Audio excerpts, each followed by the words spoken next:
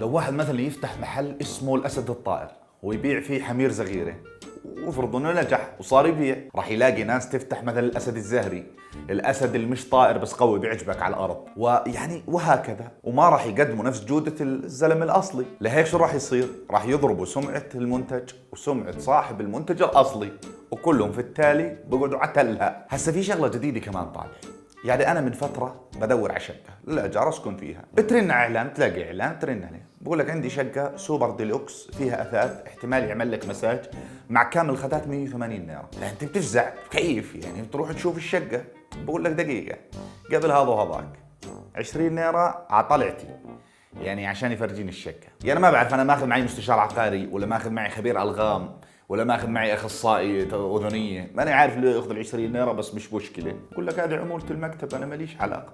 تعطيه ال 20 ليره وتروح تشوف الشقه، بتلاقي الشقه غرفه فيها رطوبه، يعني لو نمت فيها شهر احتمال يبلش يطلع ظهرك مرميه، مع اثاث من السبعينات عليه، يعني بطل موضوع بكتيريا، صار يعني تجاوز، صار يكبر بكتيريا، يعني عمرك شفت بكتيريا هالقد جرثومه بتسولف هالقد. فيعني هذا المكان لو نمت فيه شهر احتمال الجائحه الجديده في العالم تكون سببها انت، لانه خلص التنفس عندك صفر. بقول لك والله هذا الموجود، لانه صار بال20 ليره وفكح، يعني خلص ال20 ليره على الله يعني صار. وبعد بحث شديد لقيت شركات محترمه بتورجيك صور وتورجيك الموقع، وعلى العقد تدفع لهم المبلغ 20 ليره مش من اولها. فاكتشفت انه هذول الاصل وهذولك التقليد. فهسه انا فرضا لو ما اصريت على الموضوع وما لقيت الشركات المحترمه وظليت على نظام الشركات القديمه، راح اظل ماخذ فكره سيئه عنهم، صح؟ ليه؟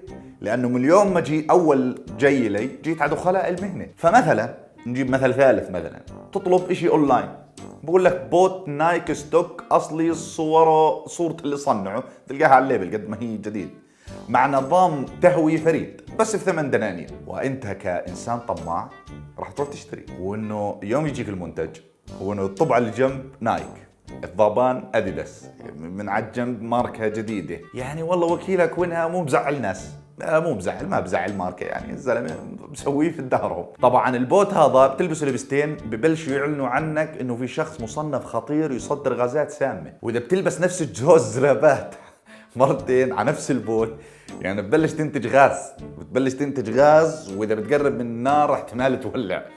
الموضوع بصير ويش خطير، يعني رجليك احتمال فجأة بوم يقبن. فبرضو يعني هذا مثال على انه الاصل اصل والمقلد مقلد.